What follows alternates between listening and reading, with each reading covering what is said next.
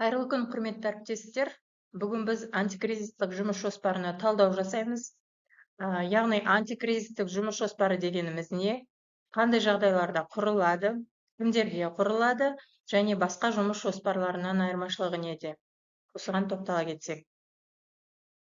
Антикризистік жұмыс жоспары дегеніміз бұл баланың эмоционалдық күйі нашарлаған кезде өз жағдайын тұрақтандыруға, қауіпсіз әрекет етуге және дер кезінде көмек сұрауға арналған жоспар болып табылады. Жоспарды психолог бала үшін жазбайды. Ол психолог пен баланың бірлескен жұмысы арқылы жасалады. Яғни психолог бағыт-бағдар береді, ал бала өз сезімдерін, өзіне көмектесетін тәсілдерді және сенім артатын адамдарды өзі анықтайды. Антикризистік жоспардың басқа жоспарлардан айырмашылығы неде? Сіздер білесіздер, педагогикалық психологиялық қолдау қызметі аясында біз негізгі 4 жұмыс жоспарымен жұмыс жасаймыз. Олар яғни алдын алу жоспары, жеке психологиялық жұмыс жоспары, посттенциялық жоспар және антикризистік жұмыс жоспары. Алдын алу жоспары бұл дағдарыстың алдын алады, яғни тәуекелдермен жұмыс жасауға бағытталған жоспар. Ал жеке психологиялық жұмыс жоспары бұл жаңағы тәуекел факторларын азайтып, қорғаныс факторларын арттыруға бағытталған. Яғни дағдарыс жағдайындағы көмек және сүйемелдеуге бағытталған жоспар. Ал постпенсиялық жоспар бұл жаңағы жеке психологиялық жұмыс жоспары сияқты тәуекелдерді азайтып, қорғаныс факторларын нығайтады, яғни дағдарыстан кейінгі көмек немесе қалпына келтіру деп аталады. Ал антикризистік жоспар дегеніміз ол дағдарыс кезіндегі, яғни осы қиын жағдайға қалған оқушыда немесе жасөспірімде бұл жеке іс-қимыл алгоритмі болып табылады. Яғни бала өзінің эмоционалдық жағдайын тануына, қауіпсіз әрекет етуіне және кімге жүгінуге керектігін айқындайтын жоспар болып табылады. Антикризистік жоспар қашан қолданады? Ол біріншіден өткір стресс жағдайында, яғни ауыр жанжалдардан кейін, күтпеген оқиғалардан кейін, немесе жақын жандарын жоғалтудан кейін қолдануы мүмкін. Немесе дағдарыс жағдайында, яғни өз-өзін бақылаудан айырылып, қауіпті немесе импульсивті әрекеттерге баруы мүмкін кезде қолданылады. Немесе эмоционалдық күйзеліс кезінде, яғни үрей, ашу, үмітсіздік сезімдері тым күшейген сәттерде қолданады. Немесе өз-өзін қолдау кезінде де қолданады. Яғни тыныштану, ойларын реттеу және қауіпсіз әрекеттерді таңдау үшін нақты қадамдар керек болған жағдайда. Яғни бір сөзбен айтқанда, антикризистік жоспар алдын ала жасалған қауіпсіздік картасы. Яғни қиын сәтте ол бағыт-бағдар береді және қауіпті әрекеттердің алдын алуына көмектеседі. Жоспар негізі 5 бөлімнен тұрады. Яғни біріншісі көңіл күй маркері, екіншісі копинг стратегиялар, яғни өз-өзіне көмектесу, үшіншісі қолдау байланыстары, төртінші назарды алмастыру және бесінші бұл тоқтату тізімі. Бұл 5 бөлім баланың дағдарыс кезіндегі іс-әрекетін нақты бағыттап, қауіпсіз шешімдер қабылдауға көмектеседі. Бірінші бөлім бұл көңіл күй маркері. Яғни баладағы эмоционалдық жағдайды өзі анықтайды. Яғни мен өзімді жаман сезінетінімді қалай түсінемін деген сұрақтан жауап беруден бастайды. Бұл қандай да бір ойлармен, сезімдермен, дене реакцияларымен бірге жүреді. Яғни ол және баланың өз-өзін ұстай алмай қалуы мүмкін. Кетіп қалғысы келеді, бір жерден жылағысы келеді, қол аяғы дірілдейді, немесе тынысы тарылады. Яғни бала өзінің бойындағы әртүрлі эмоционалдық сезімдерді айқындап жазу керек, анықтап. Екінші бұл копинг стратегиялар. Яғни дағдарыс барысында осы қобалжуымды басуға не көмектеседі деген сұраққа жауап береді. Яғни әртүрлі стратегияларды жасөспірім өзі ойлап табады.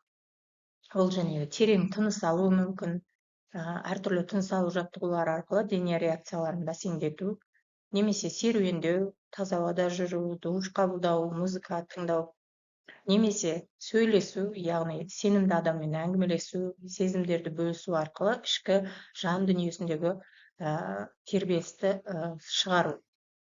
Немесе кейбір жағдайда шығармашылықпен айналысу, сурет салу, жазу, немесе басқа да спорттық үйірмелерге барып, ішіндегі сезімдерді шығарады.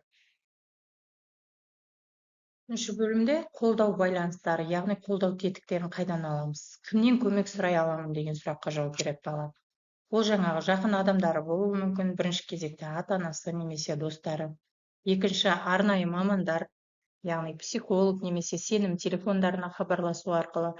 Үшіншісі, қауіпсіз уақыт өткізуге болатын адамдар тобы, яғни жәнегі дағдарыс кезінде аулаға шығып, бөтен адамға болсын ішкі сырын, жан дүниесінде болып жатқан тербелістерді бөлісу арқылы ішіндегі баланың эмоциясын шығару.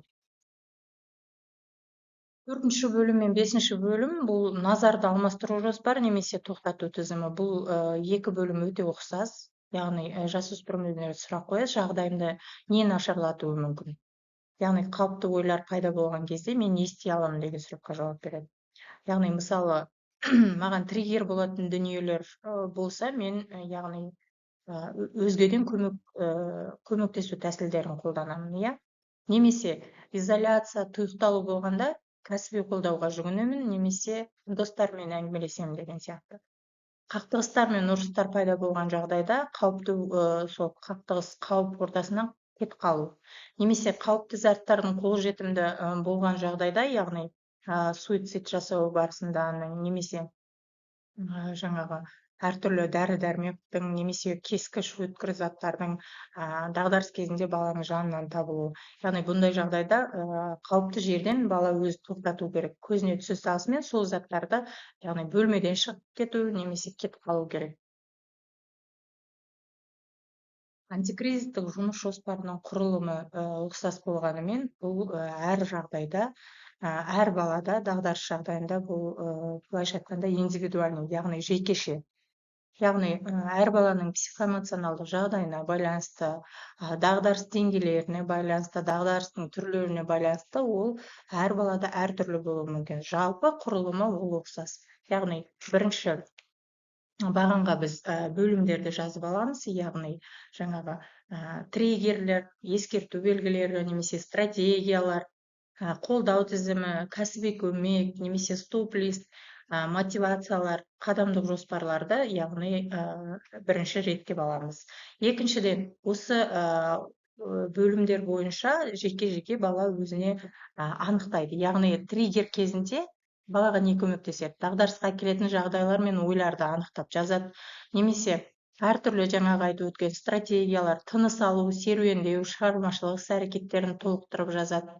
Немесе қолдау тізімі, яғни достарының ішінен кім оған жақын көмектесе алады, немесе отбасында оған кім жақын деген сияқты, немесе белгілі бір мұғалімдердің аты жөнін тізімін жазып қояды. Немесе өз-өзіне мотивация деген кезде жаңағы күш беретін сөздер, дәйек сөздер, мысалы алға, мен тоқтамаймын деген сияқты әртүрлі лозунгтар жазуы мүмкін. Енді психологтың әрекеті бұл тек қана осы жаңағы мазмұнына байланысты психологтың әрекеті жаңағы сұхбат алу, бақылау, триггерлерді жазу, немесе белгілерді тіркеу, ата-анамен талқылау, әдістерді үйрету, жаттығуларды бірге орындау, яғни байланыс деректерін жинақтау, қолдау желісін түсіндіру, тағы сол сияқты болып табылады.